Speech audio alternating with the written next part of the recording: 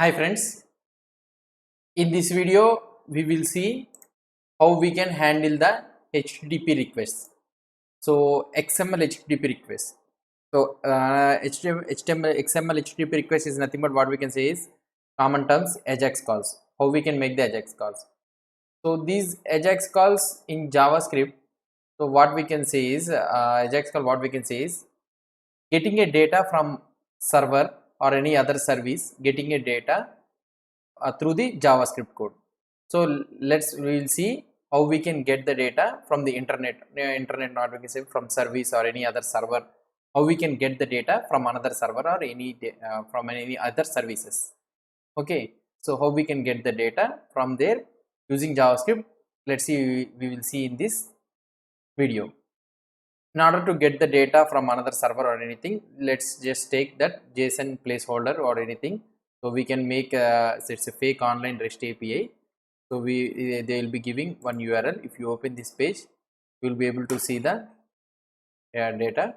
So here you will be having, if you take this URL, so here they are providing the some post data, okay, with user ID, height, body and everything. They are providing the user data. Now we will try to get this data from our JavaScript code. Let's try to get the data from our JavaScript code. So what we can do is, I will remove this all the code. First I will try to create variable and I will try to create new object. Okay, XML HTTP request. This is an object which is used to create a request. So XML, before this XML, don't think that it will give the XML response. This is for historic reasons and all the things long back. So they have kept like this only XML HTTP request. Okay, this we have created a new object for the XML HTTP request. Using this object, we will try to get the data from the JSON placeholder or anything. Now I will try to get the URL. We have got the URL, right? So I will remove this console. Okay, we got the URL, so we will try to get the data. Now what I will try to do is, I can remove this output and console. Okay, now what I will try to do is, I will store another one method, that means type, how we will be getting the data. So there will be two types of methods, something like that. Not only two types of methods, so many methods will be there. So most of them we will be using is two methods, get and post. Get means we are getting the data from this one. Post means we are trying to send the data to that server so that they can store the data. Okay, so now we are trying to get the data. We are not sending the data into that one. We are trying to get the data. So that is the reason we are taking the method as get. Okay, now first what I will try to do is, I will take this HTTP and I will try to open the connection. Okay, so we need to send the method. What is the method we need to give, and also for which URL you need to open. Okay, after opening, so after using this one, directly we cannot make a call. Now we need to do another one, HTTP dot on ready state change. Okay, on ready state change. Okay, so for HTTP, when we make the connection, so this property will be fired all the time when the ready state is changing. So I will tell you that ready state. So it will be a function. So we need to whenever the ready state is changed, we need to execute a function. So now I need to check if HTTP dot ready state. So what is the ready state? So if when it is changed, so when it is equal to okay, XML HTTP request dot done. Okay, so dot done is nothing but what we can say is, we will be having actually four types of ready states. For example, if you see in the XML HTTP, if you try to open the a Mozilla Development Network, if you go to the ready state here, okay, if you go to the ready state, you will be having four types of 0, 1, 2, 3, 4.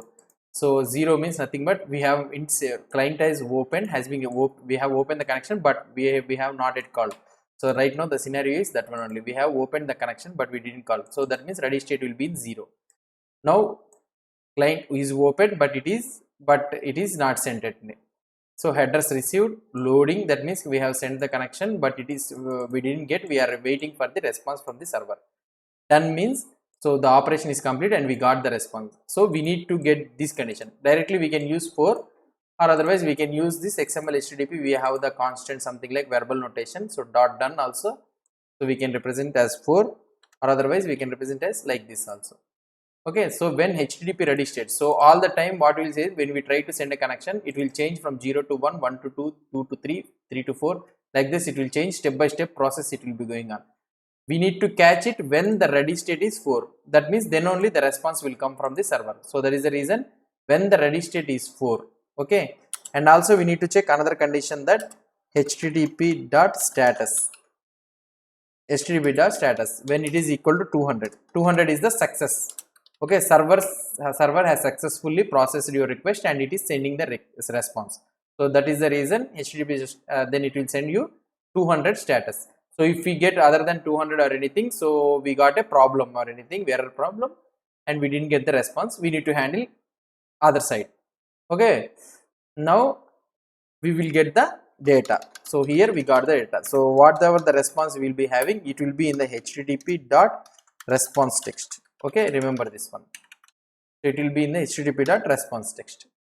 And now if it doesn't handle, that means else, if HTTP ready state is 4, that means 4 means nothing but we have got the response. Response means we have the operation is completed. So we have sent the request and everything, but we got the response as nothing but other than 200. That means server has done some problem, has undergone some problem or anything and didn't give the response. So if it didn't give the response, we need to just simply console.log error. Okay, error has occurred. So you can keep this something like error has occurred. Now this is the thing how we can handle. So this is the thing how we can get the response. Now up to now we haven't changed we haven't sent the data. So just we have opened the connection and we are ready to handle when we send the data, and we are ready to handle the states. Now we will try to send the connection. Now here I can send HTTP dot send. So if I click HTTP dot send, and now we will try to get the response. If I click on run, so it will take some time and we got the response. See, and we got the all the post data, whatever the post data we have, we got all the data in the JSON format. But here see, if you see the JSON, it returned in the text format. Why? Because it is the response text. We have requested that one using response text. That is the reason all the it has written as a string, and these are as a trailing slash between the double quotes. If you want to take this one as a direct object, you can use, you will be having one method called as json.parse. You can use directly json.parse here, and if you run it again, you'll be able to get it as an object. Okay, we are getting we are able to get lot of objects. If you want to get first one, you can get something like json.parse of this one of 0, that means first object I am trying to take, dot, we can see whatever the keys we are having, ID, user ID and all those things we are having. So we can take this user ID or anything. So if I type user ID and if I run it here, I got one as see. So in this way we can make the AJAX HTTP requests to the other servers, so that we can get the data from the other servers using XML HTTP request. This is the using get method. Okay, if you like this video, please subscribe to my channel. Thank you.